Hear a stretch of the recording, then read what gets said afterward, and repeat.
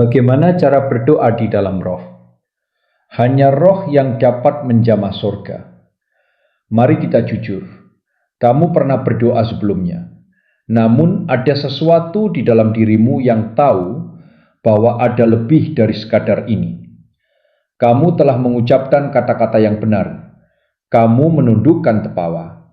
Kamu mengucap syukur kepada Tuhan, mengakui dosa, dan menyampaikan daftar permohonanmu.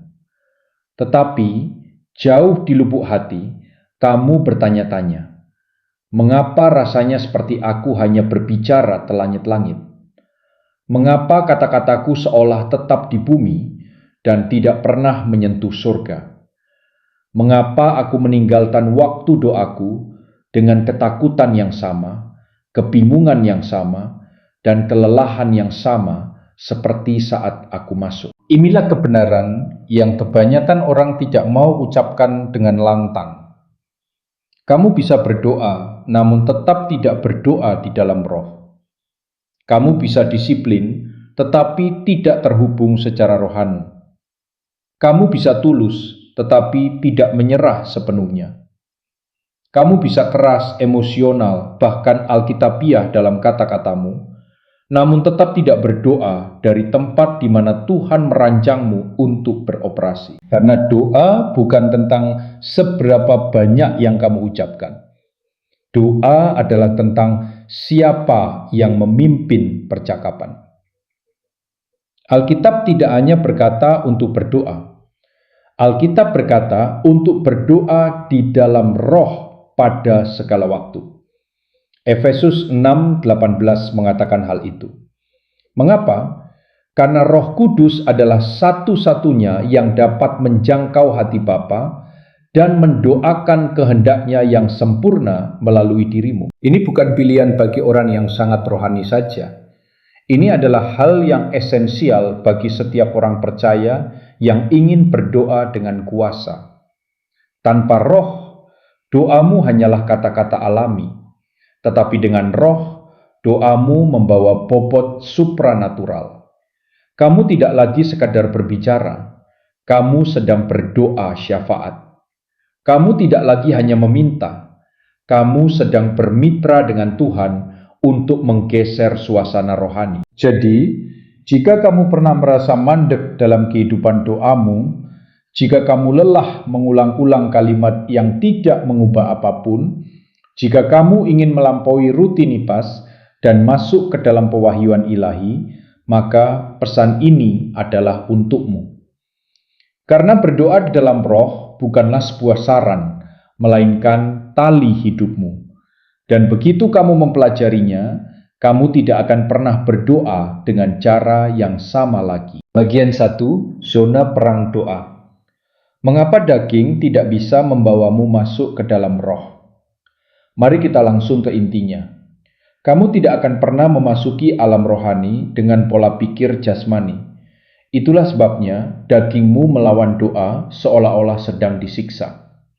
Saat kamu memutuskan untuk berdoa, semua gangguan langsung muncul. Ponselmu berbunyi, pikiranmu terpecah, tiba-tiba kamu mengingat hal-hal yang tidak penting sepanjang hari. Mengapa? Karena dagingmu tahu apa yang akan terjadi. Doa yang sejati bukanlah waktu tenang. Doa adalah peperangan. Doa adalah medan pertempuran di mana sorga bertabrakan dengan neraka, di mana terang mendorong balik kegelapan, di mana rantai-rantai dipatahkan dan roh-roh jahat menjadi gelisah. Kamu bukan sekadar mengucapkan kata-kata. Kamu sedang memasuki suatu wilayah di mana hal-hal tekal digerakkan, dan dagingmu membenci wilayah itu. Roma 8:7 berkata, pikiran yang dikuasai oleh daging memusuhi Allah. Artinya, dagingmu bukan hanya tidak menyukai doa, ia secara aktif melawannya. Mengapa? Karena daging ingin mengendalikan, sementara doa menuntut penyerahan. Daging menginginkan kenyamanan, sementara doa membutuhkan disiplin. Daging menginginkan hasil sekarang, sementara roh menuntunmu untuk menunggu, percaya, dan menyerah. Jadi inilah kebenarannya. Kamu tidak bisa berdoa di dalam roh sambil tetap dipimpin oleh emosimu. Kamu tidak bisa dipenuhi roh, tetapi dipimpin oleh ego. Kamu tidak bisa berjalan dalam otoritas ilahi sambil menyeret beban keinginan daging. Itulah sebabnya begitu banyak orang percaya kelelahan secara rohani, karena mereka mencoba melawan pertempuran rohani dengan alat-alat jasmani. Itu seperti membawa pedang kertas ke dalam perang nuklir. Dan iblis tidak keberatan jika kamu berdoa selama doamu tidak berkuasa. Dia tidak masalah dengan rutinitas yang dihafal. Dia tidak masalah dengan doa yang tidak pernah melewati permukaan. Yang dia takuti adalah ketika seorang percaya mati terhadap diri sendiri, menyerah kepada roh, dan mulai berdoa dari ruang tahta, bukan dari daging. Karena ketika kamu berdoa di dalam roh, kamu tidak hanya bertahan, kamu memerintah, menyatakan, dan meruntuhkan benteng-benteng. Jadi jangan heran ketika dagingmu melawanmu. Perlawanan itu adalah bukti bahwa kamu sedang menyentuh sesuatu yang nyata. Teroboslah, karena di seberang peperangan itu ada terobosan. Bagian 2. Roh Kudus bukanlah perasaan.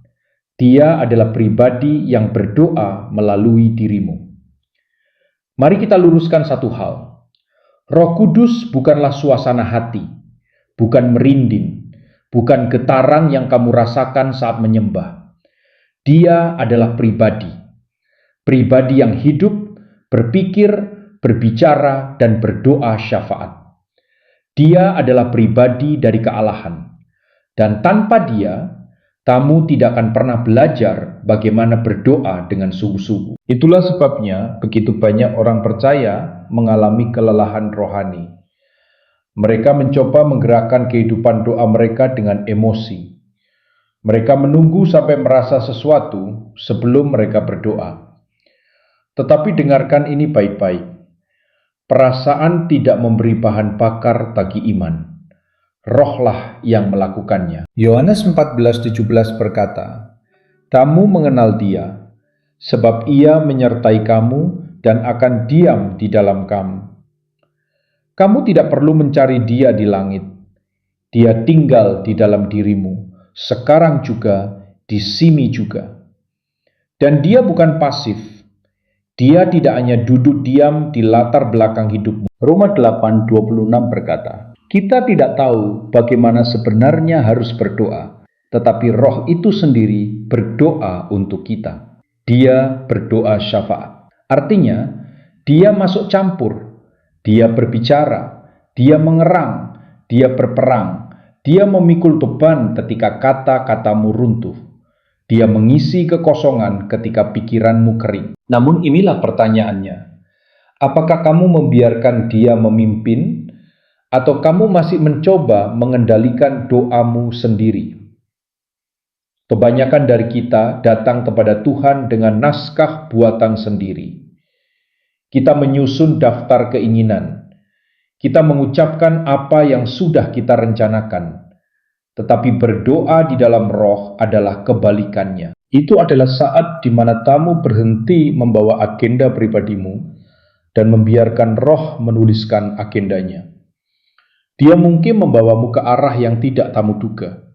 Dia mungkin membebanimu untuk berdoa bagi seseorang di belahan dunia lain.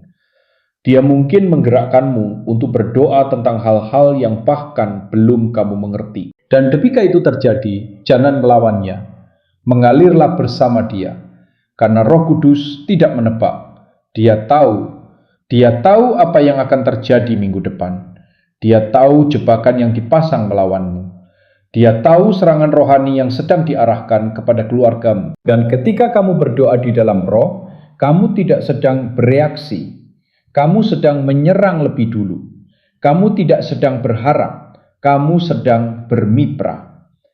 Kamu tidak harus menjadi raksasa rohani untuk berdoa seperti ini. Kamu hanya perlu berhenti memperlakukan Roh Kudus seperti bisikan kecil dan mulai memperlakukannya sebagai komandan. Berhentilah menunggu perasaan. Mulailah berjalan dalam hubungan. Roh itu rela. Pertanyaannya adalah, Apakah kamu mau membiarkan dia berbicara melalui dirimu, atau kamu akan terus memegang mikrofon itu sendiri? Bagian 3. Bahasa-bahasa doa rohani. Lidah, air mata, erangan, dan keheningan. Doa di dalam roh tidak selalu terdengar seperti khotbah. Terkadang terdengar seperti bahasa roh. Terkadang terdengar seperti tangisan. Terkadang berupa erangan yang begitu dalam sehingga kata-kata tidak sanggup menjangkaunya. Dan terkadang itu adalah keheningan. Tetapi jangan salah, semuanya adalah bahasa rohani. Mari kita mulai dengan bahasa roh. Ini bukan sesuatu yang aneh. Ini bukan sesuatu yang hanya diperuntukkan bagi denominasi tertentu. Ini Alkitabiah. Ini penuh kuasa dan ini masih berlaku hari ini. 1 Korintus 14:2 berkata, "Siapa yang berkata-kata dengan bahasa roh, ia berkata-kata bukan kepada manusia, tetapi kepada Allah. Sebab tidak ada seorang pun yang mengerti bahasanya, karena oleh roh ia mengucapkan hal-hal yang rahasia." Apakah kamu menangkap itu? Ketika kamu berdoa dengan bahasa roh, kamu sedang berbicara langsung kepada Tuhan. Kamu melewati akal pikiranmu. Kamu melepaskan kebenaran rohani tanpa disaring oleh logikamu. Dan iblis tidak tahu apa yang sedang kamu ucapkan. Itulah sebabnya dia sangat melawannya. Dia tidak bisa menerjemahkannya. Dia tidak bisa mengganggunya. Dia tidak bisa memelintirnya. Itu adalah bahasa surga yang mengalir melalui lidah yang telah diserahkan. Namun, bahasa roh bukan satu-satunya bahasa. Terkadang roh bergerak melalui air mata. Kamu bahkan tidak tahu mengapa kamu menangis, tetapi jiwamu sedang mencurahkan apa yang tidak dapat diungkapkan oleh kata-kata. Itulah doa di dalam roh. Daud menangis, Yesus menangis. Air mata bukanlah kelemahan. Air mata adalah doa syafaat. Lalu ada erangan. Roma 8:26 berkata, Roh sendiri berdoa untuk kita dengan keluhan-keluhan yang tidak terucapkan. Ini bukan tangisan yang dibuat-buat. Ini bukan drama rohani. Ini adalah rasa sakit kelahiran dari sesuatu yang sedang diperjuangkan di alam roh, sesuatu yang akan segera menerobos. Dan kemudian ada keheningan. Tidak semua doa yang dipimpin roh itu keras.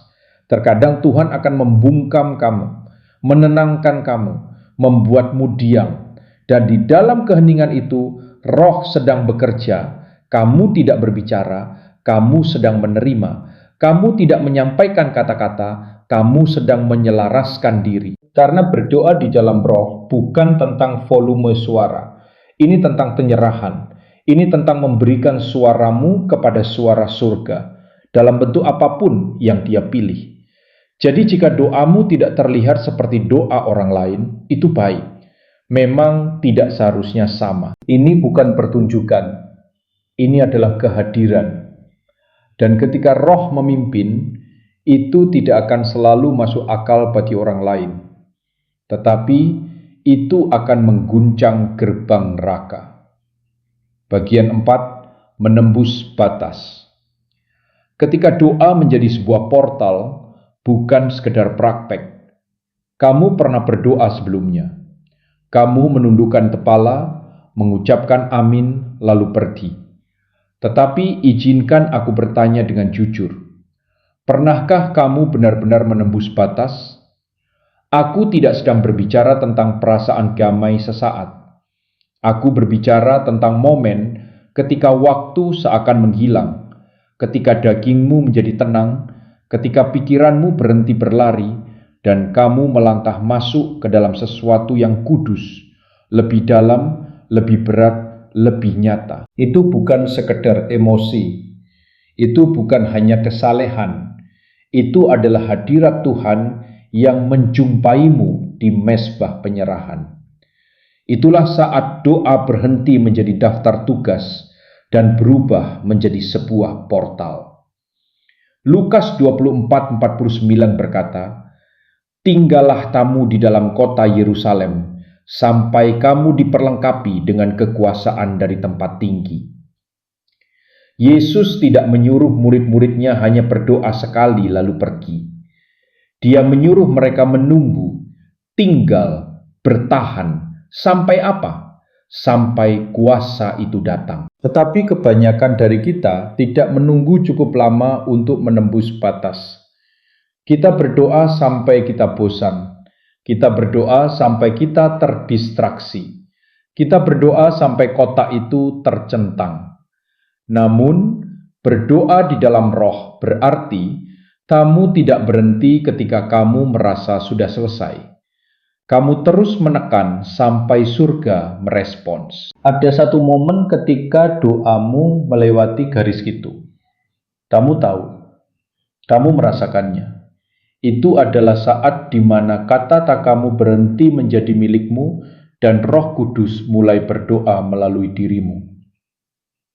Itu adalah saat kamu berhenti berdoa tentang kebutuhan pribadimu dan tiba-tiba kamu sedang berdoa syafaat untuk sesuatu yang kekal. Itulah tirai yang terbelah. Itulah saat kamu berpindah dari pelataran luar rutinitas ke dalam ruang Maha Kudus, di mana tidak ada kepura-puraan, tidak ada usaha keras, hanya kemuliaan. Dan dengarkan baik-baik, terobosan seperti ini tidak jatuh begitu saja dari langit. Kamu harus tinggal sampai itu datang. Kamu harus menunggu ketika dagingmu ingin pergi. Kamu harus tetap tinggal ketika sepertinya tidak ada apa-apa yang terjadi. Karena apa yang Tuhan ingin berikan kepadamu tidak bisa dipanaskan dengan cepat. Itu kudus dan itu hanya ditemukan oleh mereka yang mau tinggal lebih lama. Jadi berhentilah mengatur waktu doamu dengan jam. Berhentilah terburu-buru meninggalkan hadiratnya. Tinggallah, tunggulah, tekanlah, tembuslah. Karena ketika doa menjadi sebuah portal, kamu tidak hanya mengucapkan doa, kamu berjumpa dengan Tuhan. Bagian 5, Roh mengetahui strateginya. Mendoakan kehendak surga ke dalam situasi di bumi. Izinkan aku mengatakan sesuatu dengan tegas. Pendapatmu tidak menggerakkan surga. Kehendak Tuhanlah yang melakukannya. Kamu bisa berdoa lama. Kamu bisa berdoa dengan suara keras. Tetapi jika doamu tidak sejalan dengan kehendak Tuhan, doamu tidak memiliki otoritas. Itulah sebabnya berdoa di dalam roh sangat penting. Karena roh tidak menebak. Dia tahu, dia melihat apa yang tidak bisa kamu lihat. Dia membedakan apa yang tersembunyi di balik permukaan. Dan ketika kamu membiarkan dia memimpin doamu, kamu mulai menyatakan strategi surga ke dalam kekacauan di bumi. Roma 8:27 berkata, Dia yang menyelidiki hati manusia mengetahui maksud roh, sebab roh itu berdoa syafaat bagi orang-orang kudus sesuai dengan kehendak Allah. Apakah kamu menangkapnya? Roh berdoa sesuai dengan kehendak Allah. Itu berarti ketika kamu berdoa di dalam roh, kamu tidak sekedar bereaksi terhadap keadaan. Kamu sedang melepaskan solusi ilahi. Kamu tidak hanya meluapkan frustrasi. Kamu sedang membuka portal campur tangan ilahi. Mari kita jujur. Kamu tidak mengetahui sepenuhnya apa yang terjadi dalam situasi keluargamu. Kamu tidak sepenuhnya memahami serangan rohani yang sedang datang melawan pernikahanmu, anak-anakmu, atau pikiranmu. Tetapi Roh Kudus mengetahuinya. Dan ketika kamu berdoa di dalam roh, kamu membiarkan dia memimpin pertempuran. Kamu membiarkan dia berdoa melalui dirimu dengan ketepatan yang tajam. Kamu tidak sedang melemparkan kata-kata ke udara.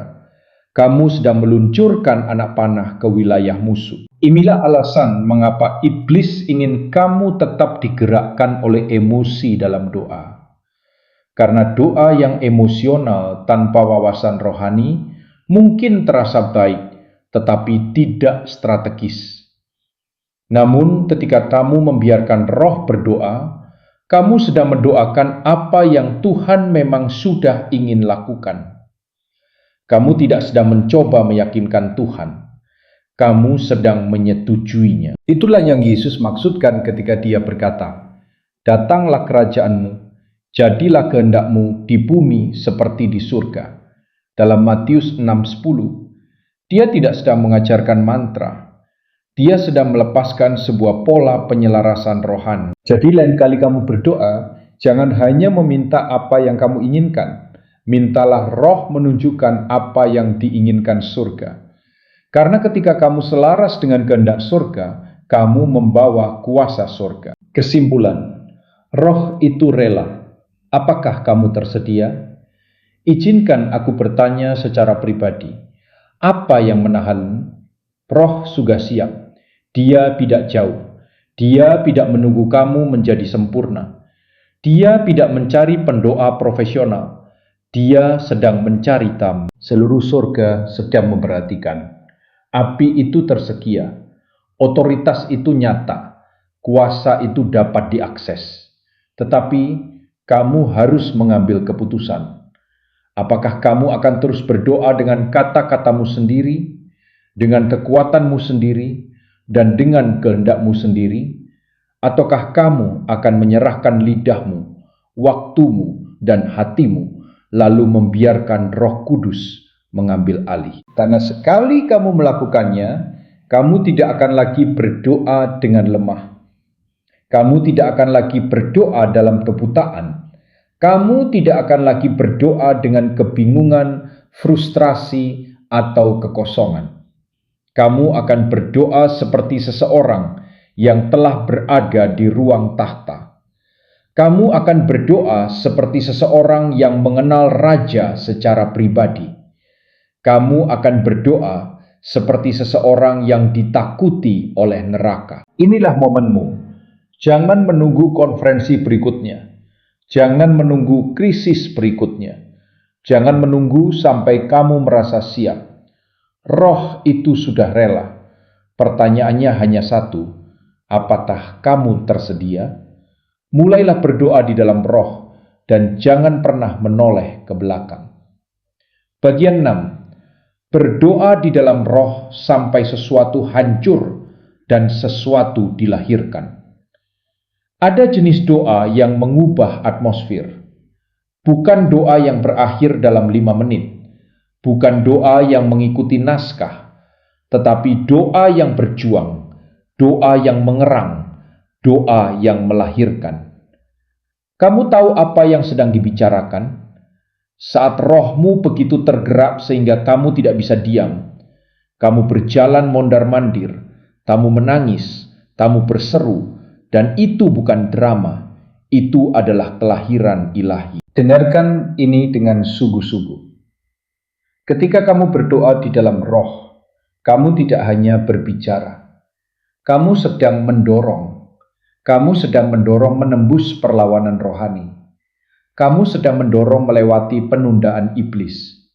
Kamu sedang mendorong melewati tabir dari apa yang terlihat menuju apa yang Tuhan katakan akan terjadi. Yesaya 66:8 berkata, "Segera sesudah Sion bersalin, ia melahirkan anak-anaknya."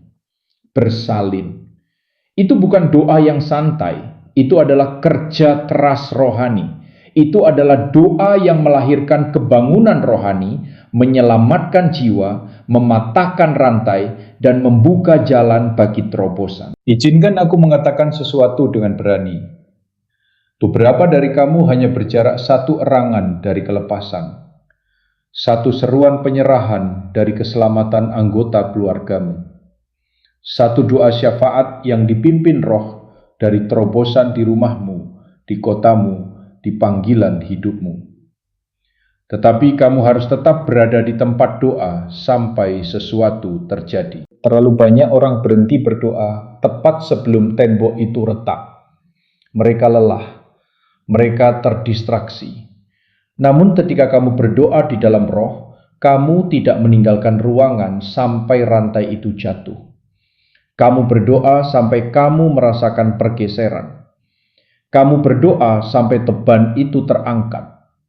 Kamu berdoa sampai Roh berkata, "Sudah selesai." Karena kerja keras rohani menghasilkan hasil rohani. Pikirkan hal ini. Yesus berjuang dalam doa di Getsemani. Paulus mengerang dalam doa syafaat bagi jemaat-jemaat. Gereja mula-mula berdoa sepanjang malam dan rantai-rantai terlepas di penjara. Jadi mengapa kita berpikir 5 menit bisikan setengah hati akan mengguncang neraka?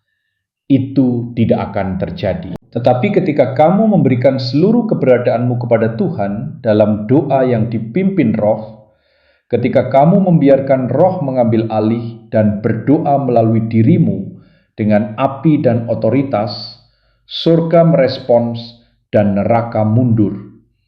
Jadi jika sesuatu belum hancur, jangan berhenti. Jika kesembuhan belum datang, jangan menyerah. Jika pintu belum terbuka, teruslah mendorong. Karena ketika kamu berdoa di dalam Roh cukup lama, cukup dalam, dan cukup sungguh-sungguh, kamu tidak hanya akan menghancurkan sesuatu, kamu akan melahirkan sesuatu. Bagian 7, menjadi rumah doa ketika hidupmu adalah mezbah. Mari kita jujur, doa tidak pernah dimaksudkan sebagai sekedar jadwal waktu. Doa tidak pernah dimaksudkan sebagai ritual 15 menit yang kamu centang setiap pagi. Doa adalah gaya hidup. Doa adalah api. Doa adalah siapa dirimu sebenarnya. Yesus tidak berkata, "Umatku akan mengunjungi ruang doa." Dia berkata, "Rumahku akan disebut rumah doa." Matius 21:13. Dan dengarkan ini baik-baik. Sekarang kamulah rumah itu. Kamu adalah bait Roh Kudus. Itu berarti doa tidak dimulai ketika kamu melipat tanganmu. Doa dimulai ketika kamu membuka hatimu dan membiarkan Tuhan berdiam di setiap bagian hidupmu. Berdoa di dalam Roh berarti kamu tidak pernah benar-benar mati secara rohani. Kamu selaras, kamu peka, kamu terhubung. 1 Tesalonika 5:17 berkata, "Tetaplah berdoa." Itu tidak berarti mengucapkan kalimat doa 24 jam sehari. Itu berarti hidup dalam persekutuan yang terus-menerus, berjalan melewati harimu dengan rohmu, selaras dengan rohnya. Kamu bisa mengemudi sambil mendengarkannya. Kamu bisa memasak sambil menyembah. Kamu bisa bekerja sambil membisikkan doa di dalam hatimu. Kamu tidak membutuhkan musik. Kamu tidak membutuhkan mikrofon. Kamu bahkan tidak selalu membutuhkan kata-kata. Terkadang yang kamu butuhkan hanyalah tetap terhubung. Karena ketika kamu hidup di dalam Roh, kamu menjadi mezbah itu sendiri. Itu berarti kemanapun kamu pergi, Tuhan pergi. Setiap ruangan yang kamu masuki menjadi ruang doa. Setiap atmosfer yang kamu injak akan berhadapan dengan hadiratnya. Orang-orang akan merasakannya, roh-roh jahat akan menyadarinya, surga akan meresponsnya. Namun dengarkan aku dengan serius. Kamu tidak bisa membawa api jika kamu masih memberi makan daging. Kamu tidak bisa hidup sebagai rumah doa jika hidupmu dipenuhi oleh kebisingan, kompromi, dan kekacauan. Kamu harus memberi ruang, membersihkan bait, membakar berhala, dan mematikan gangguan. Karena hidup yang dipimpin Roh bukanlah panggilan paruh waktu. Itu adalah undangan 24 jam sehari, 7 hari seminggu. Jadi izinkan aku bertanya kepadamu. Apakah kamu hanya mengunjungi kamar doa, atau kamu sedang menjadi kamar doa itu sendiri? Apakah hidupmu hanya memiliki momen-momen doa, atau seluruh keberadaanmu telah menjadi tempat di mana surga bertemu dengan bumi? Karena ketika kamu menjadi rumah doa, kamu tidak hanya berdoa untuk kebangunan rohani, kamu membawanya. Bagian 8, tetap dipenuhi. Cara mempertahankan kehidupan doa yang dipimpin Roh seumur hidup. Siapapun bisa menyalakan api, Tetapi, bisakah kamu menjaganya tetap menyala? Satu malam doa yang penuh kuasa itu baik. Namun, hidup dalam kelimpahan rohani setiap hari adalah ujian yang sesungguhnya. Karena berdoa di dalam roh bukan tentang momen emosional. Ini tentang konsistensi rohani. Efesus 5:18 berkata, "Hendaklah kamu penuh dengan roh." Bukan mengunjungi roh, bukan merasakan roh sekali seminggu. Penuh, tetap penuh, teruslah minum. Namun inilah masalahnya. Kamu bocor. Ya, kamu. Hidup mengurasmu. Orang-orang melelahkanmu. Pelayanan mengosongkanmu. Peperangan rohani menghabiskan tenagamu. Dan jika kamu tidak terus-menerus mengisi ulang, kamu akan berakhir berjalan dengan sisa-sisa. Terlalu banyak orang percaya berdoa dari sisa-sisa, dari perjumpaan lama, dari pewahyuan yang sudah basi. Mereka sudah berbulan-bulan tidak berdoa di dalam roh, tetapi masih mengutip ayat yang sama dan mengulang doa yang sama. Lalu mereka bertanya-tanya, mengapa tidak ada yang berubah? Kamu tidak bisa hidup dari api kemarin. Kamu membutuhkan minyak yang baru, roti yang baru, api yang baru. Jadi bagaimana caranya tetap dipenuhi? Pertama, penyerahan setiap hari. Berdoa di dalam roh bukan peristiwa satu kali. Ini adalah keputusan harian untuk mati terhadap daging dan menyerahkan lidahmu, pikiranmu, dan waktumu kepada Tuhan. Kedua, jaga atmosfermu. Kamu tidak bisa berdoa di dalam roh sambil memberi makan daging. Matikan apa yang membuatmu tumpul. Nyalakan apa yang memberi makan rohmu. Pola makan rohanimu akan membentuk api rohanimu. Ketiga, seringlah berdoa dalam bahasa roh. Yudas 1:20 berkata, "Bangunlah dirimu sendiri di atas imanmu yang paling suci dan berdoalah dalam Roh Kudus." Jangan hanya menunggu di gereja. Lakukan di mobilmu, di dapurmu, dalam waktu teduhmu. Bahasa roh bukan hal aneh. Itu adalah penyembahan yang dipersenjatai. Keempat, tetaplah tinggal dalam firman. Roh dan firman bekerja bersama. Jika kehidupan doamu tidak memiliki kitab suci, doamu akan kehilangan ketajamannya. Namun jika kehidupan firmanmu tidak memiliki roh, semuanya akan menjadi kering. Kamu membutuhkan keduanya. Kelima, hiduplah dalam persekutuan, bukan hanya komunikasi. Tuhan tidak menginginkan penampilanmu, Dia menginginkan kehadiranmu. Dia menginginkan hidup yang dibangun di sekelilingnya, bukan jadwal yang sesekali menyertakannya. Kebenarannya adalah, ancaman terbesarmu bukanlah iblis. Ancaman terbesarmu adalah kemalasan rohani. Kelalaian akan memadamkan api lebih cepat daripada roh jahat manapun. Tetapi jika kamu tetap tinggal di dalam roh, jika kamu tetap lapar, jika kamu tetap menyerah, tidak ada batas bagi apa yang Tuhan dapat lakukan melalui dirimu. Kamu tidak diciptakan untuk ledakan api yang singkat. Kamu diciptakan untuk menyala tanpa habis. Jadi jangan puas dengan momen-momen rohani. Hiduplah sebagai pribadi yang dipenuhi roh. Kesimpulan, roh itu rela. Apakah kamu tersedia? Izinkan aku bertanya kepadamu secara pribadi. Apa yang menahanmu? Roh sudah siap. Dia tidak jauh. Dia tidak menunggu kamu menjadi sempurna. Dia tidak mencari pendoa profesional. Dia sedang mencari kamu. Seluruh surga sekam condong memperhatikan. Api itu tersedia, otoritas itu nyata, kuasa itu dapat diakses, tetapi kamu harus memutuskan. Apakah kamu akan terus berdoa dengan kata-katamu sendiri, dengan kekuatanmu sendiri, dan dengan kehendakmu sendiri? Ataukah kamu akan menyerahkan lidahmu, waktumu, dan hatimu, lalu membiarkan Roh Kudus mengambil alih? Karena ketika kamu melakukannya, kamu tidak akan lagi berdoa dengan lemah. Kamu tidak akan lagi berdoa tanpa arah. Kamu tidak akan lagi berdoa dalam kebingungan, frustrasi, atau kekosongan. Kamu akan berdoa seperti seseorang yang telah berada di ruang tahta. Kamu akan berdoa seperti seseorang yang mengenal Raja secara pribadi. Kamu akan berdoa seperti seseorang yang ditakuti oleh neraka. Inilah momenmu. Jangan menunggu konferensi berikutnya. Jangan menunggu krisis berikutnya.